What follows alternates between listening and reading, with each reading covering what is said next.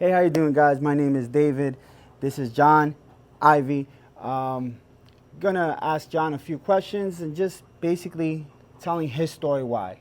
Okay, John. So, John, you were searching for something because you had a situation with Ivy. What made you reach out to us? Well, the first thing is somebody at my apartment complex had recommended the two of you guys for training, and I also, what reinforced it was your billboard on River Road. And I made the call, and then I kind of figured that you guys were the right people for my family and my dog, more importantly. So. Okay. What was going on with Ivy? That Fantastic dog, but extremely reactive. We went from a larger backyard that you could run around and roam around to an apartment complex that elevator doors would open up and people would come out and she would react to whether it was people or other dogs, and it became a major issue. So okay. And that's why we called you guys. Okay, and when I told you about what we do and the board and train program, I know everybody's always a little skeptical because, man, 4 weeks without my dog, 3 weeks, 8 weeks, it depends on the behavior. It's a lot, right? So what made you feel comfortable that we were the right fit? I think it's the way that you guys conducted yourself from the beginning, the way you were able to communicate to me, and you took your time to explain things to me that I didn't understand. So it was kind of an easy decision for me to make to let the dog go with you guys. But one of the things that made it easier that you would come back to, it happened to be my place of business, that you would come back with Ivy and we would see her at least once a week. Yeah. And we would get videos from you every day, so it made the transition for me a little bit easier. So John's situation is a little bit different. So everybody knows that we normally don't pay visits to people, just so you guys know. But we made that because we customized it for him because Ivy also lives in the shop. So it's a special situation so you guys understand. Now, when we came to pick her up, what were you feeling? Apprehension, because there were other dogs that were here. She was reacting to you guys in a real reactive way, but you guys calmed her down right away, and then I saw what you were capable of doing, and then after that it was just all trust, from my standpoint. So. And it was literally, I remember, we left, you called, we came back, and we took her. Yeah. It was like that, right? You got us her food. I think it wasn't the same day. Yeah, it was the same exact day. Yeah, I remember I was literally 10 minutes away. You was. called me, I was like, hey, what's going on, John? And he's like, Dave, just do it. And then, but sometimes that's what has to be done. It has to be in the moment, or else we think about it too much. And then we don't want to do it anymore. Now, she's with us. How are you feeling? Like, what is the communication like while those 4 weeks? And it's like we did say we were going to come here because we needed to expose her here because this is part of the training.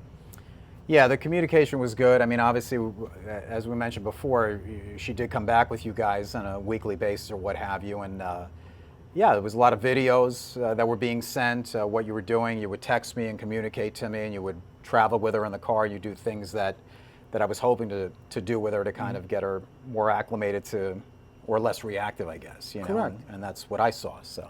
Yeah. And all right, so we're going through the 4-week process. Now we're about to drop her off. What do you remember feeling that day? And we didn't drop her off here. We dropped her off at your apartment because Correct. There was an issue there too as well. Yeah. So how did you feel that day? Were you nervous? Did you feel like you weren't going to be able to keep up with it, or? After those 3+ weeks of training leading up to the time of you dropping off and Maria dropping off the Ivy, it was. I don't think I was nervous. I was more excited to kind of see how she would be in the building and what could, how she developed and how I developed as a handler, because that was the important thing. It wasn't just the dog. I had to learn too, which I didn't have to learn prior to me moving into the apartment. So that's it was more excitement than nervousness. That's key though. But people got to hear that you had to learn how to be a better handler. Yet you still love her. She's still the same dog that you had before, but now with just a little bit more control. And how did you feel afterwards? Did you feel like that we dropped her off, we left and disappeared, or did you feel like, hey, we were here to support you and troubleshoot, right? Because that's what it was called, because we knew she wasn't going to be perfect. Yeah, it was just the opposite. I mean, you guys were always, here we are now, it might be 3-4 months later, right? It's been a long time, and here we are talking to one another, and I know it's an interview, but it's not the case. You guys were both always there, And if I called and asked you to something, you would come to my apartment, you would come to the flower shop with other dogs, kind of go through, just to kind of like fine tune her a little bit here and there, which was great.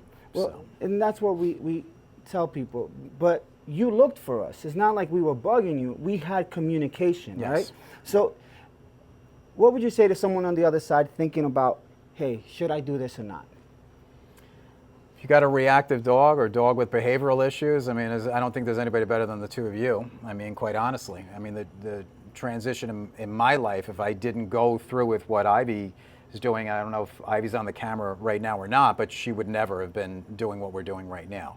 It's amazing. Is she perfect? No, she's far from perfect, but the transition that's taken place in the past few months is just amazing. So, and it's because of you guys and what you've taught her and what you've taught me as well. That's awesome. And look, this is normal. Her getting up, down, Ivy down. And it's just that simple, right? Before, this was not in existence. No. Now, here's the question I always ask. Now, you know Ivy messes up. Who do we have to blame? The dog now, or do we blame ourselves? Well, I don't know who to blame. I mean, obviously we can blame her a little bit, but we're the handlers, right? So we take responsibility. So I can fix, but I know how to fix those things now. There you go. So whereas before, a few months before, I did not. I thought I did, but I didn't. So now it's a little bit different. So if she does react, if she does do something, I know how to look at things, how to move her back, how to what to do to fix things. With practice. Yeah, Exactly. with practice every day. I mean, I practice. Yeah, I mean, consistency.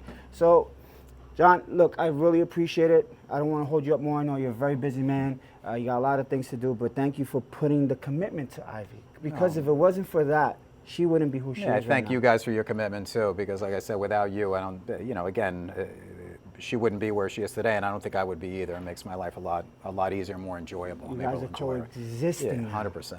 You're coexisting. All right, guys, thank you very much. Thank you for watching this. If you got this far, and always a little, yeah, baby.